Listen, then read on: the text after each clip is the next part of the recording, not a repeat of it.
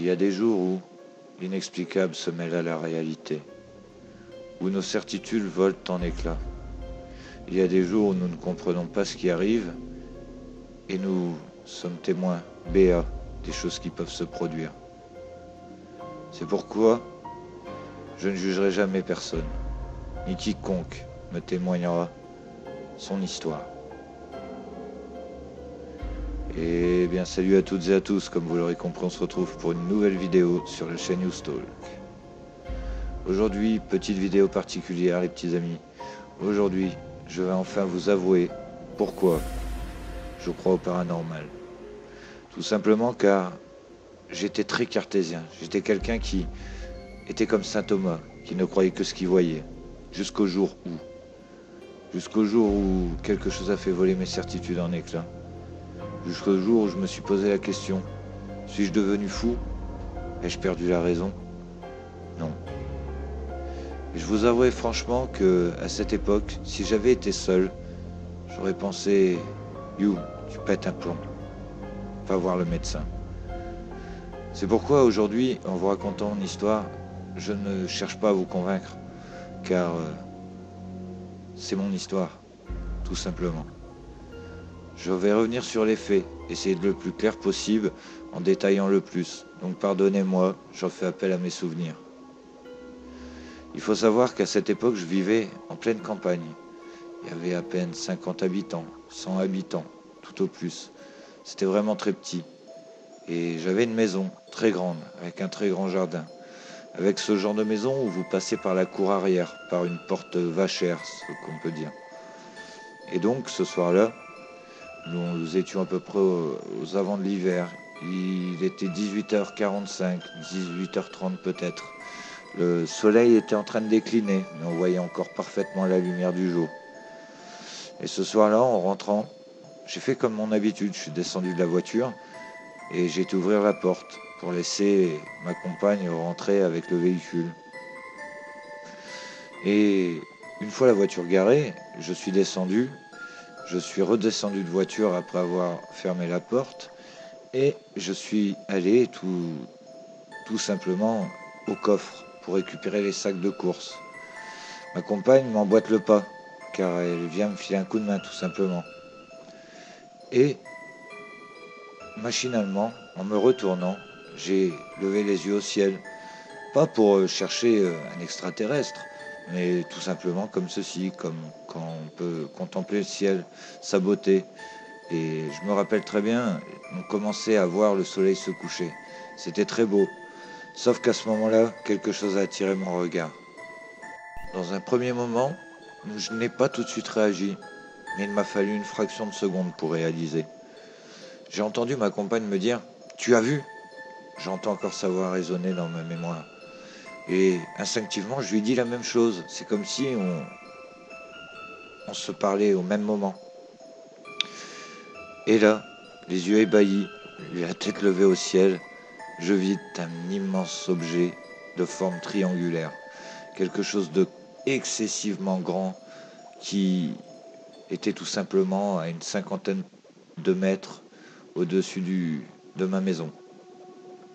Alors sur le moment, vous n'avez pas le temps de réagir. Je m'en veux toujours de ne pas avoir sorti mon téléphone pour prendre une photo. Mais tout ceci va tellement vite. Je vous jure, les petits stalkers, que je n'ai pas eu le temps. Je n'y ai même pas pensé. On est resté là comme deux ronds de flanc, excusez-moi l'expression, avec les sacs de commission aux mains, les yeux levés au ciel. Et on était là en train de regarder cette chose qui n'avait rien d'humain. Et je vous jure, les petits stalkers, que ça n'avait rien d'humain.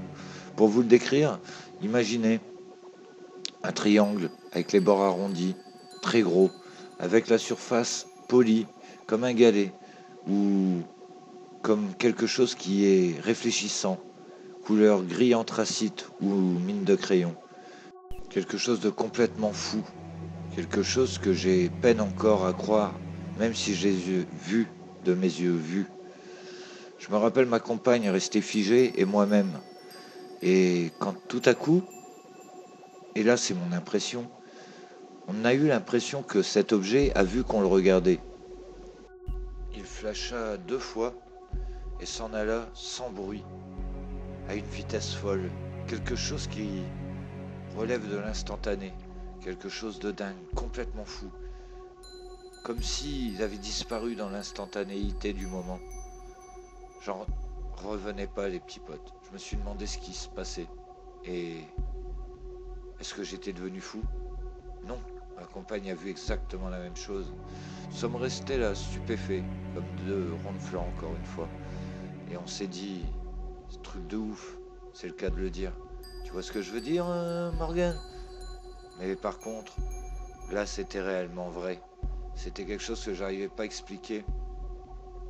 Alors oui, dans mon enfance, j'avais vu et entendu des choses. Oui, je pensais qu'il y avait quelque chose au-delà de notre compréhension. Mais ce jour-là, je m'y suis retrouvé confronté. Et je peux vous dire qu'après, vous vous posez énormément de questions. J'ai toujours l'image gravée en mémoire de cet objet énorme, énorme. N'ayant jamais fait de foot, je le compare souvent à un terrain de handball. Et ça vous donnera la taille. Il n'y avait aucune aspérité, aucun réacteur, aucun bruit. C'est comme si vous preniez un immense objet, que vous le suspendiez dans le ciel et qu'il ne bougeait pas. Il pivotait légèrement sur lui, mais rien de plus. Il est resté là comme suspendu, sans bruit, jusqu'au moment où, les deux flashs venant, il disparut. Alors vous doutez bien qu'en rentrant, nous en avons parlé, moi et ma compagne, longuement. J'ai même appelé la gendarmerie, pensant faire mon devoir de citoyen, et j'ai clairement vu que j'étais pas pris au sérieux. Ensuite, dans cette maison, il se passa des choses un peu bizarres, dont je ne préfère pas parler pour le moment. Ce qui a fini quand même, et ça je tiens à vous le dire, à nous faire déménager. Avec toujours cette question entêtante, que s'est-il passé ce soir-là? Qu'a-t-on vu? Est-ce des extraterrestres? Est-ce des personnes d'une autre dimension? Est-ce une hallucination collective? Je n'y crois pas. Je ne sais toujours pas. Pour moi, pour moi et moi seul, ainsi que ma compagne, ce soir-là, nous avons fait une rencontre du troisième type, car il était très près, nous l'avons bien vu. Ce que je me rappelle, c'est qu'avant qu'il disparaisse, il a oscillé, comme s'il se trouvait derrière un rideau de brume, quelque chose d'indescriptible. Et ces deux flashs ont fini de l'emporter. Et pourtant, je l'ai bien vu bouger de la gauche vers la droite. Mais en une fraction de seconde, il n'était plus là. Voilà les petits stalkers. Voilà pourquoi je crois au paranormal. Voilà pourquoi je crois qu'il y a des choses au-delà de notre compréhension. Je pense honnêtement, et en ayant étudié le sujet énormément depuis, qu'il y a des choses que nous autres humains ne pouvons pas expliquer. C'est pourquoi j'en veux autant aux fakers, car ils décrédibilisent le sujet. Ce qui est dommage, parce qu'à force de personnes qui le décrédibilisent, les scientifiques ne se penchent pas dessus. Alors que je pense honnêtement que c'est un sujet de la plus grande importance. Mais bon, tout ceci est une autre histoire. Voilà les petits stalkers, j'espère que ce petit court témoignage vous aura plu. Et si vous voulez une deuxième partie où je vous donne la suite de l'histoire, n'hésitez pas. Sachez que je vous témoigne sincèrement ce que j'ai ressenti. Il n'y a rien d'inventé, tout ceci a été réel. Je vous donne ma parole que je n'ai rien ajouté, que je n'ai rien, comment dirais-je, que je n'ai rien ajouté, que je n'ai rien transformé. Tout ceci s'est bien passé tel que je viens de vous le raconter. Voilà les petits stalkers.